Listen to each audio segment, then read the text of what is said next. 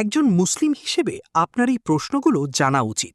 দেখি আপনি কয়টি প্রশ্নের উত্তর দিতে পারেন। ১.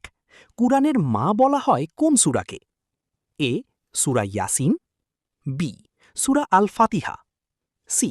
সূরা আল বাকারা। সঠিক উত্তর বি. সূরা আল ফাতিহা। ২. কুরআনে মোট কতটি সূরা রয়েছে? এ. ১১৪টি, বি. ১২০টি, সি. ১১০টি। সঠিক উত্তর এ. ১১৪টি। ৩. কুরআনের সবচেয়ে বড় সূরা কোনটি? এ. সূরা আল বাকারা, বি.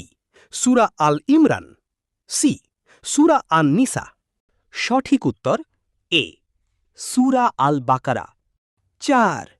কুরআনের হৃদয় বলা হয় কোন সূরাকে? এ. সূরা ইয়াসিন, বি. সূরা রহমান, সি. সূরা মুলক। সঠিক উত্তর এ. সূরা ইয়াসিন। আপনার কাছে ছোট্ট একটা রিকোয়েস্ট, আপনি যদি আমার চ্যানেলে নতুন হয়ে থাকেন তবে সাবস্ক্রাইব করে আমাদের পাশে থাকুন এবং একটি লাইক দিন যাতে আমরা আরো নতুন কন্টেন্ট নিয়ে আসতে পারি। আপনার একটি লাইক ও সাবস্ক্রাইব আমাদের আরো ইসলামিক ভিডিও বানাতে উৎসাহ দেয়। দয়া করে আমাদের সাথেই থাকুন এবং পরবর্তী ভিডিওর জন্য আমাদের চ্যানেলটি সাবস্ক্রাইব করে রাখুন। ধন্যবাদ।